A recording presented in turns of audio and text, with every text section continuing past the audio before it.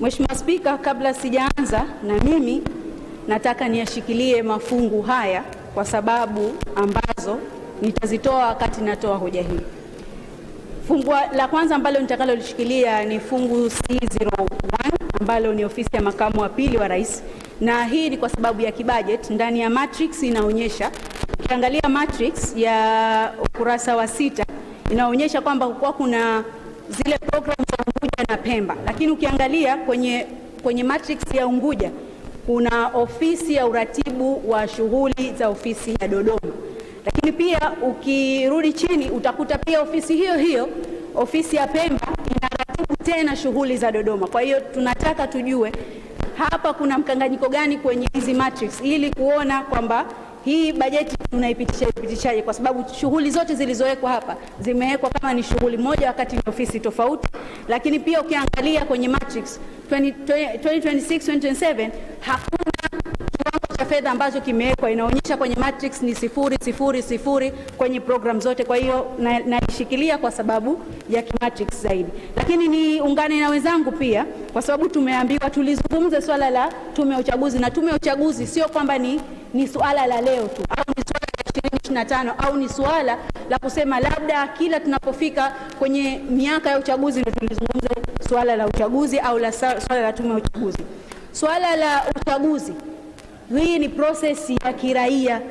Raia yoyote wa Zanzibar anatakiwa apige kura yeye atakapofika umri wa miaka 18, na imetajwa kwenye ibara ya 7 ya katiba ya Zanzibar ya mwaka 1984 kwamba ikiwa ni Mzanzibari ana uwezo wa kupiga kura akifika miaka 18, isipokuwa tu kwa yale makosa, kwa yale mambo ambayo yanamfanya yeye asiweze kupiga kura. La kwanza ikiwa hana akili timamu au ni mhaini.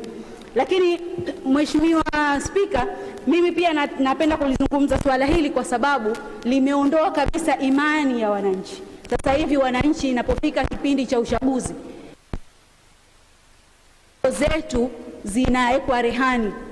Miaka yote hii ikifika kipindi cha uchaguzi kila mmoja wetu roho yake iko rehani, na ni kwa sababu hiyo tume ya uchaguzi imepewa nafasi kubwa sana au imepewa mamlaka makubwa sana kuyazungumza au kuyafanya matendo ambayo serikali ilitakiwa iyasimamie, kwa sababu serikali imeweka ndani ya katiba, na katiba inaonyesha kwamba binadamu hatakiwi atezwe utu wake.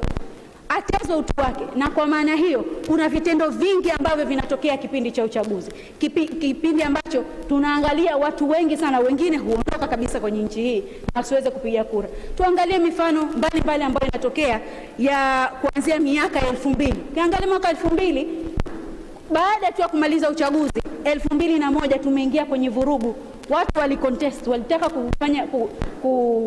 kuingia ndani barabarani ili kuonyesha ni namna gani serikali haikutenda haki kupitia tume ya uchaguzi, lakini watu zaidi ya 35 walifariki, watu zaidi ya 600 walijeruhiwa, na watu zaidi ya 2000 walikimbia nchini Kenya. Hii inaonyesha kwamba watu walikuwa na hofu ya nchi yao na watu walikuwa na hofu ya tume ya uchaguzi kwa sababu haikuwa inatenda haki. Turudi hapo hapo kwenye mwaka 2015 watu wakatia mpira kwa panga. Kipindi hicho watu wenyewe wanaogopa sasa kuiangalia tume ya uchaguzi kama ni sehemu ya haki. Wananchi wanaogopa tume ya uchaguzi wakiona kwamba sio sehemu sahihi ya wao kuchagua viongozi ambao wao wanawataka. 2015 tumeingia tena 2020. Mambo ni yale. Watu zaidi ya 15 waliuawa, lakini kwa bahati mbaya sana tunasema sisi tunaishi kwenye nchi yenye Waislamu. Watu wamebakwa.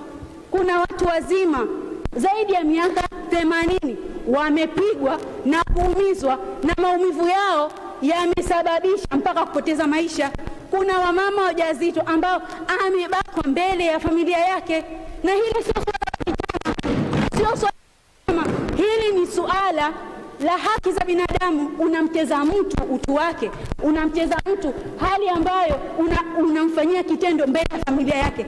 Hili ni suala ambalo sisi tunatakiwa tuliangalia vizuri, na ni sehemu ambayo ya kulishikilia kabisa. Kila mmoja wetu hapa anatakiwa ashikilie fungu hili kwa namna yoyote, kwa sababu hii ni haki ya binadamu, lakini pia inaenda kinyume na maadili yetu ya Kiislamu.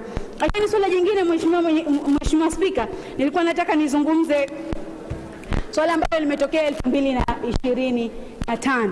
Jamani, sisi hatukuingia kwenye uchaguzi kwa amani, tumeingia kwenye uchaguzi kwa ukimya, na ukimya huu umeletwa kwa sababu viongozi, hususan mwenyekiti wa chama cha ACT Wazalendo alisimama akasema, jamani, nyamazeni, msiretaliate. Hicho ndio kilichofanya sisi tusimame, tusiingie kwenye vurugu. Lakini ingekuwa akisema tu, sisi tungeingia.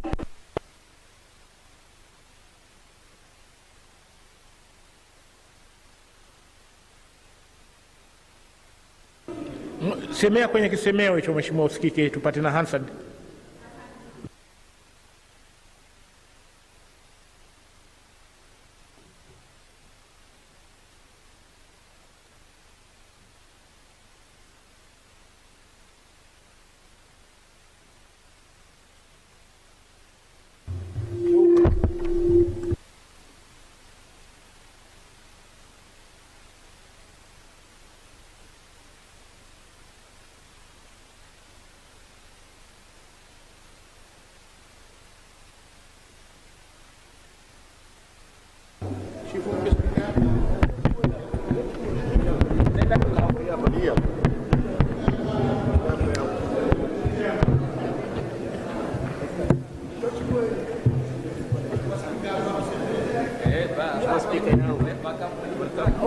Huyo ndo mwenyekiti wangu.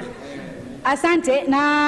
Naongezea tena hapo kwamba Mheshimiwa Spika, na tusikae kusema kwamba labda tunafanya hivi kwa kuogopa. Tunafanya hivi kwa sababu tunataka tuinusuru Zanzibar.